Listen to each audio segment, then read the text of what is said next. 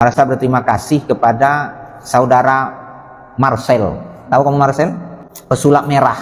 Melalui wasilah beliau, saya kira tanpa mengabaikan atau merendahkan usaha para ustadz-ustadz yang lain, para kiai yang lain yang menjelaskan tentang keharaman perdukunan di negeri yang kita cintai.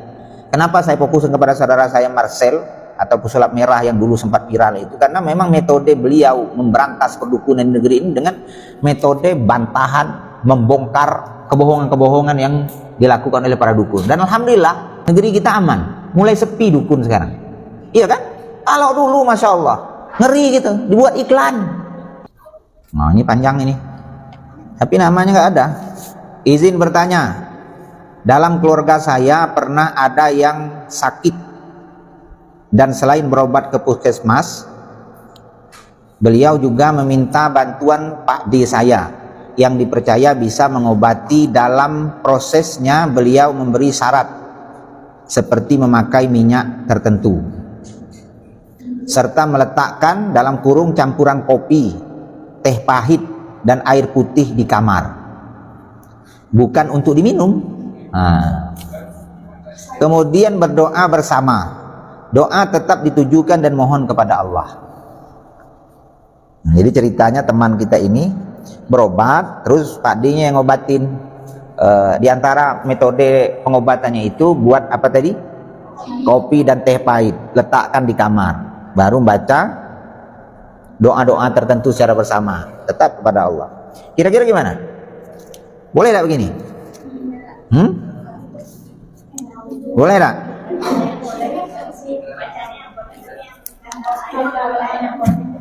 Ya, ini terkait dengan dukun ya. Bahasa Arabnya itu kahin, dukun itu kahin. Saya tidak menjat semua kata-kata dukun itu semuanya diharamkan dalam Islam, karena dukun di negeri kita ini tidak semuanya melanggar syariat. Saya harus objektif ini. Kenapa saya katakan demikian? Saya dulu di kampung juga banyak berobat dengan dukun. Ada namanya dukun urut. Ini cuma ngurut patah, tapi tidak ada yang hal-hal mistis di situ. Dia tidak ngaku tahu tentang berita-berita gaib. Dia tidak mensyaratkan syarat-syarat yang aneh, sesajen, sesembahan seperti yang disebutkan ini. Dia hanya ngurut aja. Patah disambung, terus diobati dengan dedaunan tradisional. Kalau demam pakai pucuk durian, diremas, dikompres. Dukun yang model ini dibolehkan, meskipun namanya dukun juga. Paham? Jadi enggak boleh dukun beranak.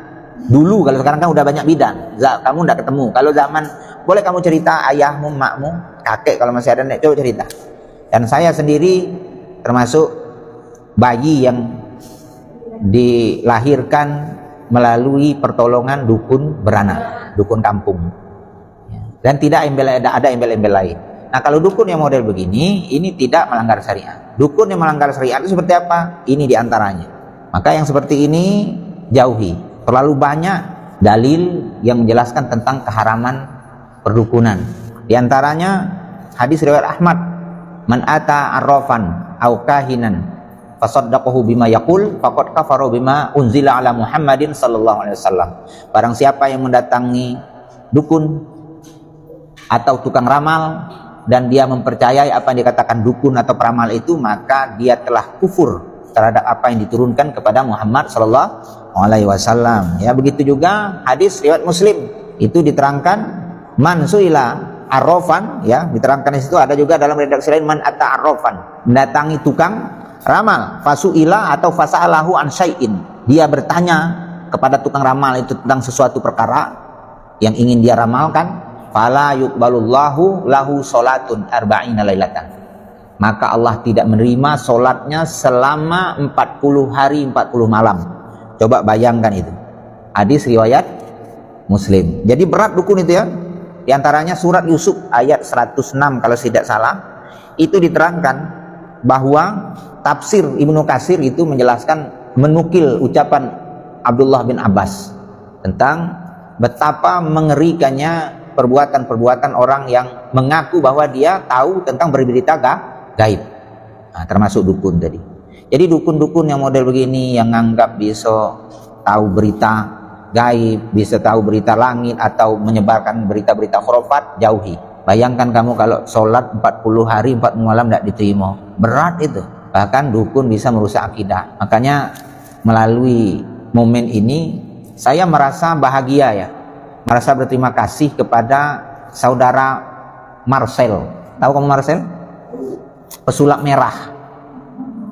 Pernah nengok konten. Melalui wasilah beliau, saya kira tanpa mengabaikan atau merendahkan usaha para ustadz-ustadz yang lain, para kiai yang lain yang menjelaskan tentang keharaman perdukunan di negeri yang kita cintai. Kenapa saya fokuskan kepada saudara saya Marcel atau pesulap merah yang dulu sempat viral itu? Karena memang metode beliau memberantas perdukunan di negeri ini dengan metode bantahan, membongkar kebohongan-kebohongan yang dilakukan oleh para dukun. Dan alhamdulillah berkat bantahan-bantahan, pembongkaran-pembongkaran rahasia kebohongan para dukun di negeri kita ini ya oleh Marcel alias pesulap merah, negeri kita aman, mulai sepi dukun sekarang. Iya kan? Kalau dulu Masya Allah ngeri gitu, dibuat iklan dukun itu, diiklankan di TV ya, meramal nasib segala macam. Setelah dibongkar akhirnya tidak berkutik. Sempat heboh dulu siapa, si Samsudin ya, yang katanya punya keris apa itu yang bisa terbang, yang bisa ada setrum aliran listriknya, dibongkar oleh si Marcel. Ternyata belinya di Shopee. Aja Pak, yang model begini ya. Ada yang ngaku bisa apa? Gosok-gosok ke tangan ini langsung keluar asap, dibongkar sama pesulap merah. Oh ternyata ada bahan kimia tertentu, beli di toko kimia ketemu. Ini bisa sakti. Jadi sebenarnya kata orang Arab itu kullu kahin kadhib. Dukun itu 99% banyak bohongnya dan banyak trik. Saya kalau mau mengkondisikan saya ini seorang yang sakti, punya karomah ya, bukan mujizat Nabi, atau supaya kamu anggap saya ini wali Allah, bisa saja saya rekayasa. Bisa saya rekayasa.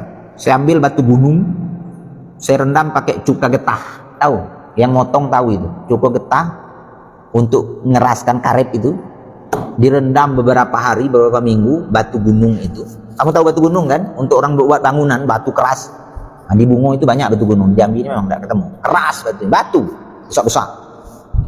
Setelah saya rendam, nanti saya letakkan di gundukan batu yang asli. Tapi saya tandoi. Saya ajak kerjasama ini. Saya buat pertunjukan misalnya, atau dikondisikan. Jadi saya ajak kerjasama, seolah ada orang yang ingin muji saya gitu. Nah, saya ambil batu yang sudah direndam oleh cuka itu, dibenturkan sedikit, dia langsung pecah. Kalau orang tidak tahu itu saya ini nggak sakti coba. Padahal itu adalah trik. Asal jangan salah ambil, be. Kalau dimasuk dalam batu banyak itu lupa. Tapi yang keras gimana? Ini kacau, gagal kan? Itu salah satu contohnya. Makanya sulap tidak laku lagi sekarang karena sudah banyak yang bongkar. Akhirnya enggak. Dulu anggap sakti betul, padahal itu trik. Sama perdukunan. Jadi intinya perdukunan itu tinggalkan. Di negeri-negeri maju mulai dari abad kerajaan dahulu, dukun itu dihukum mati, dieksekusi tukang sihir, tukang santet dukun di luar negeri. Nah di negeri kita dianggap orang pintar. Kasihan yang bertahun-tahun kuliah jadi doktor, jadi profesor, kalah dengan dukun. Ini negeri kita ini. Alhamdulillah sekali lagi berkat perjuangan pesulap merah Marcel itu, dukun Indonesia ini sepi sekarang. Karena kalau mau pamer yang katanya kesaktian itu takut